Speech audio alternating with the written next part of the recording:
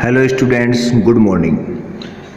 अपना जो टॉपिक या चैप्टर चल रहा था वो था कि अगर एक करंट फ्लो हुआ है, किसमें कोई करंट कैरिंग कंडक्टर में अगर करंट फ्लो है तो उसके सराउंडिंग ये मैग्नेटिक फील्ड जनरेट होता है। ठीक है, अपने स्टेट वायर में करंट फ्लो से मैग्नेटिक फील्ड जनरेट को पढ़ा, लूप के अंदर मैग्नेटिक फील्ड जनरेट को पढ़ा। ठीक है, अपने ओस्टेड एक्सपेरिमेंट के से अपने इस चीज को फर्स्ट टाइम प्रूव किया कि when current flow through a current carrying conductor then a magnetic field produced surrounding या surrounding the current carrying wire.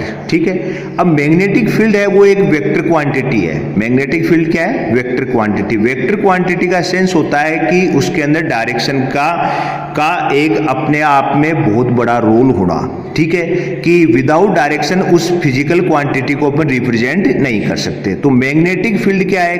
Vector quantity है। इसकी डायरेक्शन हमेशा क्या होता है? एन टू एस, आउटर बाहर की ओर क्या होता है? नॉर्थ टू साउथ, और इंटरनल होता है साउथ टू क्या होता है? नॉर्थ। ये तो मैग्नेट की बात। तो यहां पर क्या है कि अपन जो राइट हैंड थंब रूल जो आज का टॉपिक ले रहे हैं उसके अंदर क्या है कि अपने कहा कि अगर किसी स्टेट वायर में करंट फ्लो हुआ तो उसके क्या कहा? उसके सराउंडिंग क्या होगा? मैग्नेटिक फील्ड जनरेट होगा।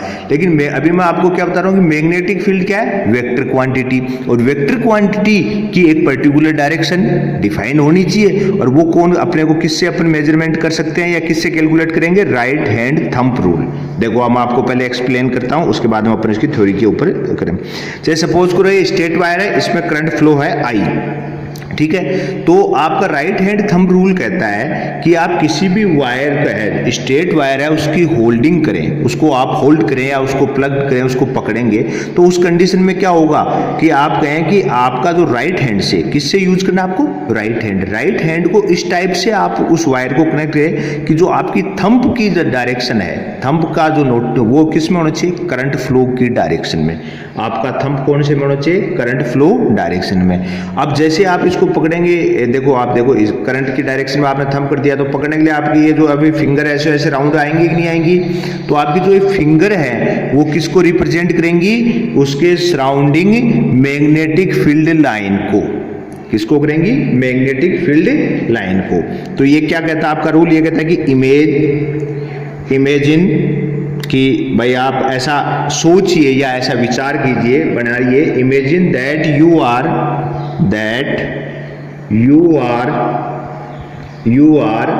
होल्डिंग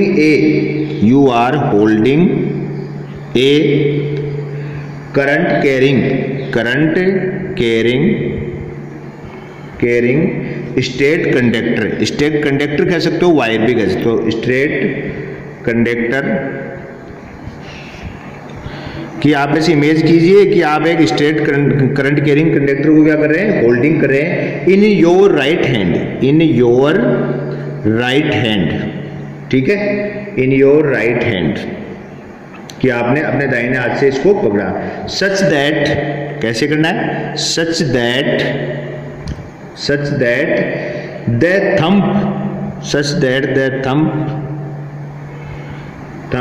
किस में होना चाहिए? मैंने कहा ना करंट की direction, thumb points, such that the thumb points towards the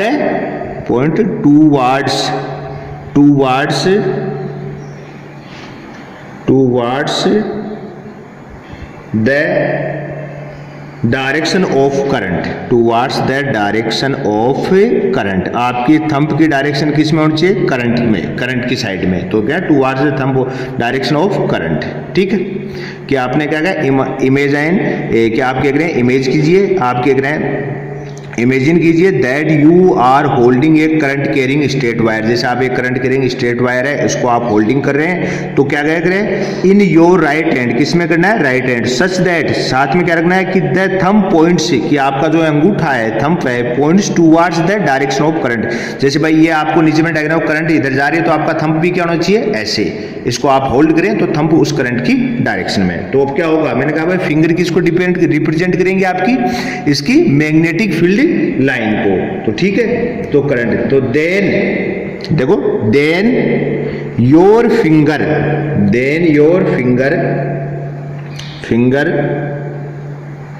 fingers will warp then your finger will warp around the conductor, around the conductor, conductor, around the conductor in the direction of, in the direction of the field, direction of the field lines, ठीक है, field lines of the magnetic field, of the magnetic field. अब ये चीज एकदम easy है, आपको देखो theory तो आपको कभी भी क्या है कि ऐसे रटने वाला काम नहीं रखना है कि आप ठीक है इसको बार बार 2-3 बार रिपीट एंड रिपीट करो। आपको नॉर्मली अगर आपको माइंड में क्लियर है तो लैंग्वेज आप अपनी सेपरेटली पर्सनली भी हो सकते हैं। हमने कहा कि आप राइट हैंड से स्ट्रेट करंट कैरिंग कंडक्टर है उसकी होल्डिंग कीजिए, आपका जो थंब है उसकी पॉइंट है या उसका नोट वो कौन सी डायरेक्शन होनी चाहिए, थंब पॉइंट्स किस में होनी चाहिए, towards the direction of current, current की डायरेक्शन में से। Then your finger will warp, कि जो आपकी ये अंगुलियां हैं जो इसके चारों तरफ लपेटी जाएंगी ऐसे, तो warp around the conductor in the direction of the field line. ये किसको रिप्रेजेंट करेंगी, मैग्नेटिक फील्ड लाइन की, ठीक है, जो किसके कारण जनरेट प्रोड्यूस हुई है, मैग्नेटिक फील्ड के कारण। अब देखो मैग्नेटिक फील्ड तो होगा ही होगा, क्योंकि अगर आपने कहा कि करंट कैरिंग वायर है, कोई एक वायर में अगर अपन कंटिन्यूसली करंट फ्लो कर रहे हो तो सराउंडिंग मैग्नेटिक फील्ड तो प्रोड्यूस होना है। लेकिन उस मैग्नेटिक फील्ड की अगर आपको डायरेक्शन कैलकुलेट करनी है तो कौन सा यूज करेंगे, राइट हैंड थंब रूल। किसके लिए बात कर रहे हैं हम, स्ट्रेट करंट कैरिंग कंडक्टर है, ठीक है। ध्यान क्या रखना है कि आपको राइट हैंड से उसको होल्ड करना है, होल्ड करें तो आपका जो थंब है उसकी डायरेक्शन करंट में हो, तो आपकी फिंगर की जो राउंड शेप आ रही है उसकी राउंडिंग आ रही है जैसे इसके चारों तरफ इस टाइप से ऐसे, तो वो क्या करेगी, किसको रिप्रेजेंट करेगी, आपके मैग्नेटिक फील्ड लाइन को। तो ये है राइट हैंड थंब रूल, ठीक है। सेकंड टॉपिक लेते हैं अपन मैग्नेटिक फील्ड। ये तो वह स्ट्रेट वायर के लिए अपन बात करते हैं। Magnetic field due to a current through a circular loop, circular loop की कंडीशन में आपके साथ क्या होना है, क्या चीज है उसके बारे में पता है, सर्कुलर लूप, ठीक है। अभी जो अपन ने पढ़ा वो तो क्या था, स्ट्रेट वायर था। अपन कर रहे हैं magnetic field due to a current through a circular loop. जैसे सपोज करो कि ये आपका सर्कुलर लूप है, एक पोजीशन ले लूं मैं, एक इधर दूसरा सेकंड पोजीशन। हो सकता है करंट की फ्लो आपका एंटी क्लॉकवाइज हो सकता है करंट फ्लो क्लॉकवाइज हो, ठीक है। तो अगर इस कंडीशन में आप भी जानते चाहे वो स्ट्रेट वायर हो चाहे लूप हो, सर्कुलर लूप हो, करंट फ्लो होगा तो मैग्नेटिक फील्ड तो प्रोड्यूस नेसेसरी है। तो मैग्नेटिक फील्ड तो यहाँ भी प्रोड्यूस होगा और स्ट्रेट वायर में भी प्रोड्यूस होगा। बट अभी मैंने आपको बताया मैग्नेटिक फील्ड क्या है, एक वेक्टर क्वांटिटी। तो नॉर्मल सी बात है कि इसकी भी एक पर्टिकुलर डायरेक्शन होगी। तो यहाँ पर अपने को ये देखना है कि स्ट्रेट वायर में तो आपने भाई थंब को किस में रखा था, करंट के डायरेक्शन में। जब लूप के अंदर करंट फ्लो हो तो राइट हैंड रूल ही लगेगा, या मैक्सवेल का लॉ भी बोलते हैं, इसको यूज करेंगे। और आप क्या करें, फिंगर जो आपके हैं उनको करंट की डायरेक्शन रखना है। फिंगर को किस में रखें, करंट की डायरेक्शन। जैसे इसमें क्या है, एंटी क्लॉकवाइज है करंट, तो आपकी फिंगर ऐसे रखिए, तो आपका थंब देखो कहाँ आ रहा है, ऊपर की साइड में। थंब कहाँ आ रहा है, ऊपर की साइड में। तो इस कंडीशन में सेंस क्या हुआ कि आपके इसके अंदर जो मैग्नेटिक फील्ड है वो कहाँ आ रहा है, आपका जो प्लेन है उससे आउटर अप डायरेक्शन में ऐसे आएगा। और ऐसे इसमें देखो आप यहाँ पर क्या है कि आपकी क्या है, क्लॉकवाइज है, तो आप फिंगर को ऐसे करेंगे तो थंब कहाँ जाएगा, देखो नीचे। तो इसमें आपका मैग्नेटिक फील्ड क्या है, प्लेन के अंदर की ओर होगा। आपका जो प्लेन है उसके या आपका जो सरफेस है इसके भीतर की ओर, ठीक है। तो जब बाहर की ओर होता है उसको तो नोटिस करते हैं अपन डॉट से। किसके करते हैं, नोटिस डॉट से। और प्लेन के अगर इंटरनल की साइड में है तो उसको किससे डिनोट करते हैं, क्रॉस से, ठीक है। ये चीज ध्यान रखिएगा।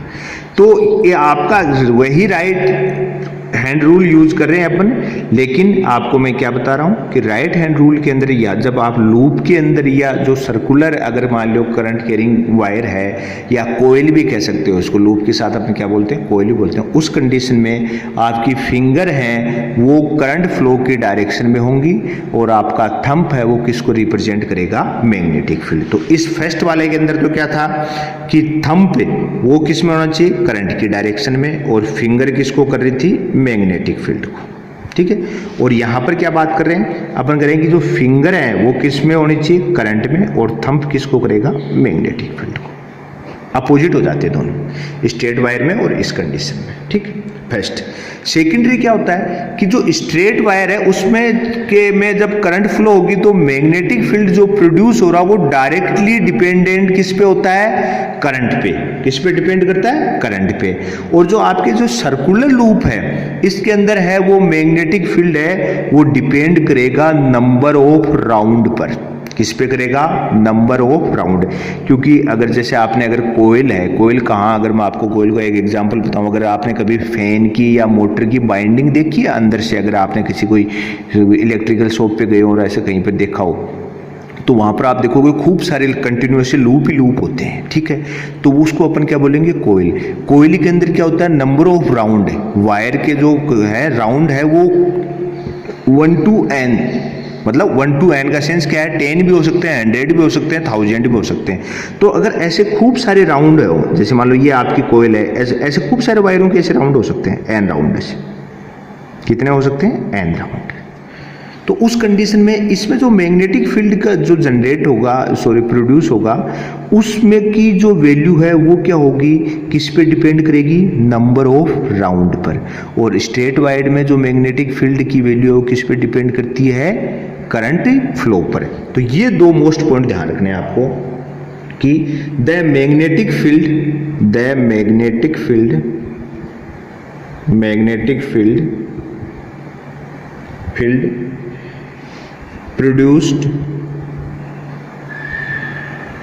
produced by a current carrying wire at a point depends directly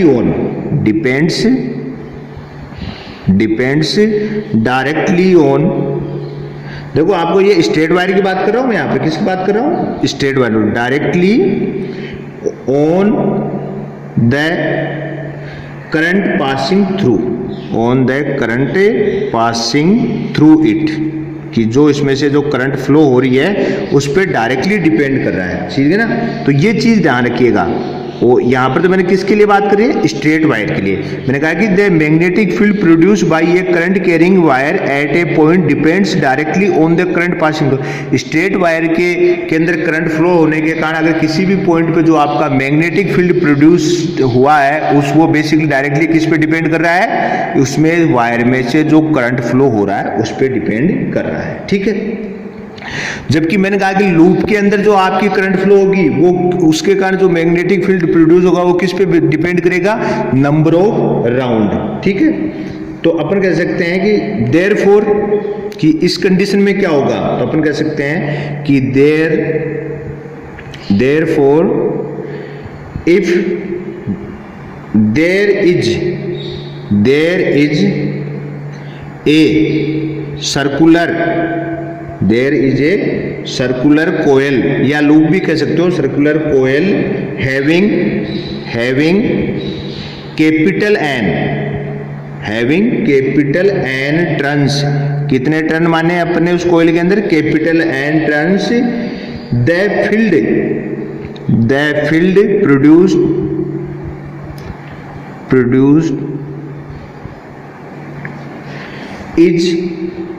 is capital N time produce. Field क्या होगा, जो आपका मैग्नेटिक टर्न्स अगर कैपिटल N है तो the field produce is capital N times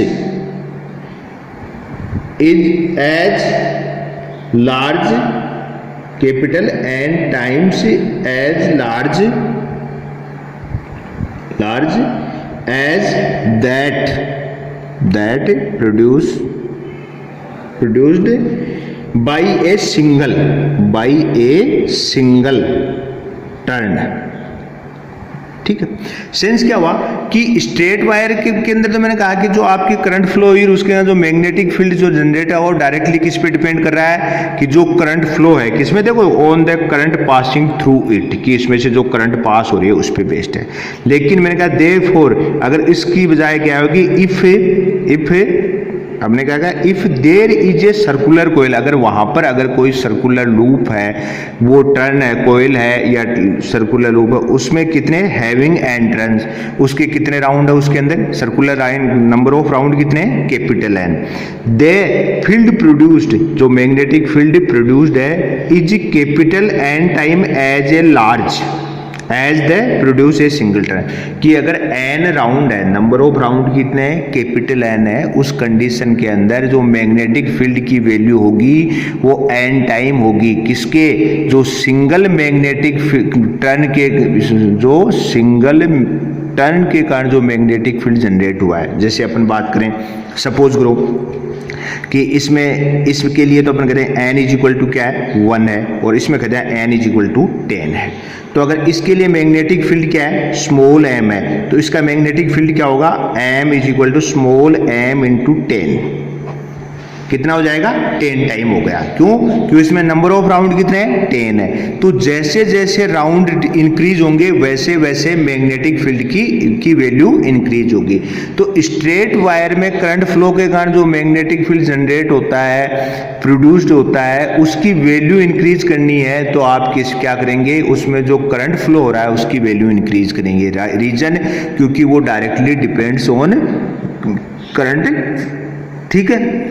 और अगर आपको कोयल या जो लूप टाइप का है, टर्न है, अगर इसमें कोयल वाली कंडीशन के अंदर अगर आप करंट फ्लो कर रहे हैं और मैग्नेटिक फील्ड जनरेट प्रोड्यूस है, और आप इसको अगर मैग्नेटिक फील्ड की वैल्यू इंक्रीज करना चाहते हैं, उसकी मैग्नीट्यूड को बढ़ाना चाहते हैं, तो आपको क्या है, आप नंबर ऑफ राउंड, आप किसको इंक्रीज कीजिए, किसको बढ़ाइए, नंबर ऑफ राउंड।